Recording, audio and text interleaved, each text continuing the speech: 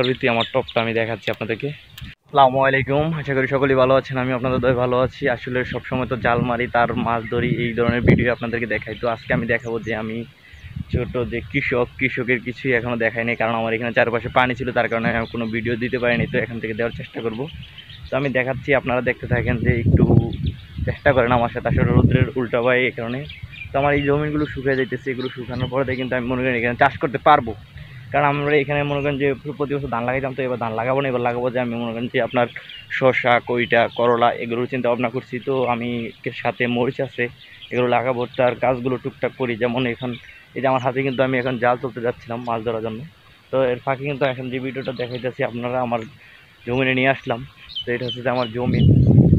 এই জমিনে আসার পর দেখেন এখানে কিন্তু আমি কিছু ঝাড় করছি, গাঁথা করছি, যেটাও হচ্ছে যে ঝাড়গুলো এখানে করলা আর যদি আপনার কইটার সেই জন্য করছি।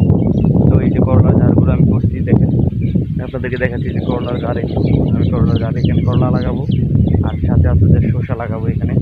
তো এইগুলো আমি মানে মাটিটা একটু নরম থাকা অবস্থাতেই করে ফেলতেছি। তো আসলে সম্পূর্ণ যখন লাগাবো তখন আমি আপনাদেরকে ভিডিও দেখাবো, যেমন এই কুড়াগুলোর ভিতরে লাগাবো।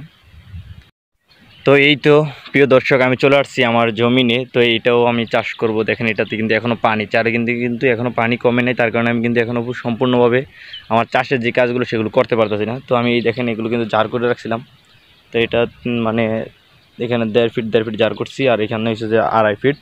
এটা হচ্ছে যে আপনার এই শসা লাগাবো এখানে। তো এই শসার জন্য এটা করা হয়েছে।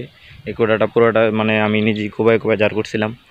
এটা শসা করব পরে এখান থেকে মনে করেন যে নিচে যেটা আছে এটাও শসা করব, শসার জন্য করা হয়েছে। শসা খেতিটা করব। আর এগুলো হচ্ছে যে আমার করলার জার আমি করতেছিলাম। তো এই করলার জারগুলো আমি আপনাদেরকে দেখাচ্ছি যে আমার এইগুলো আবার আর একটু কুব দিতে হবে। রৌদ্র মুদ্রে বা সব সময় কাজ করে এসে পরে এটা করতে হয়। যেমন এই যে জারগুলো করতেছি দেখেন, এটা কিন্তু এই জারগুলো। তো এই জারগুলো কিন্তু আমি একাই একাই করছি, সমস্যা নেই, আরও করব। তো এটা সম্পূর্ণ জমিটাই যে এখানে যা দেখতে পারতেছেন এগুলোতে আমি মরিচ, করলা, কইডা এগুলো লাগাবো আর কি। তো আল্লাহ ভরসা, যদি আপনারা এভাবেই ভালোবাসা দেন আমার সাথে যদি থাকেন, তাহলে সম্পূর্ণ ভিডিওটা যখন আমি এগুলো সব চাষ কমপ্লিট করে ফেলবো তখন আপনারা সব কিছুই দেখতে পারবেন একসাথে। তো আসলে এগুলোতে মরিচ লাগাবো। আর এই যে দেখেন আমার এখানেও কিন্তু এখানে নিচে পানি। তো এই আমার এটা ড্রেন জমিনের, তো এই নিচে পানি এখনও, তো পানি কমে নেই সম্পূর্ণরূপে, তার কারণে আমি করতে পারতেছি না। তো আসলে আমি কিছু চারা টবও কিন্তু দিয়ে ফেলছি। তো টবটা আমি কী করে দিয়েছি সেটা আমি দেখাই আপনাদেরকে। আমি মনে করেন যে করলা, কইটা, পরে দিয়েছি যে শসার যে টব সেটা দিয়ে ফেলছি। তো আমি আপনাদেরকে দেখাচ্ছি, আমি এই টপে আমি যাইতেছি এখন, টপ কেমনে দিচ্ছি সেটাও আমি আপনাদেরকে দেখাবো। তো আসলে টপটা দিচ্ছি বলতে আজকে আরও 3 দিন আগে দিচ্ছি, সেই ভিডিওটা আমি আপনাদেরকে দেই নাই। যখন বীজ রোপণ করছি তখন আমি ছিলাম না বাসায়, আমি ছিলাম একটু, আমি মূলত মাটিগুলো ঠিকঠাক করে দিয়ে আপনার যেভাবে মিশাতে হয় সেভাবে মিশাতে দিয়ে প্যাকেট করে চলে গেছিলাম, যে আমরা জাল মারা ছিল মাছ ধরার জন্য। তো আমি সেখানে চলে গেছি। দেখেন আমি কিন্তু একটা ছোটো ঘর নিয়ে আসছি আপনাদেরকে। তো এই ঘর, তো এই ছোটো একটা টং বানাইছি।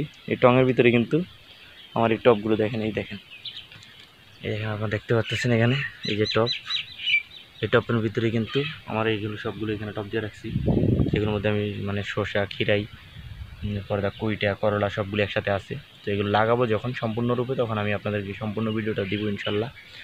তো এই ছোটো ভাইটা, কৃষক ভাইটার পাশে সবাই থাকবেন, ভালোবাসা নেবেন। আল্লাহ ভরসা, সবাই ভালো থাকবেন। আল্লাহ হাফিজ।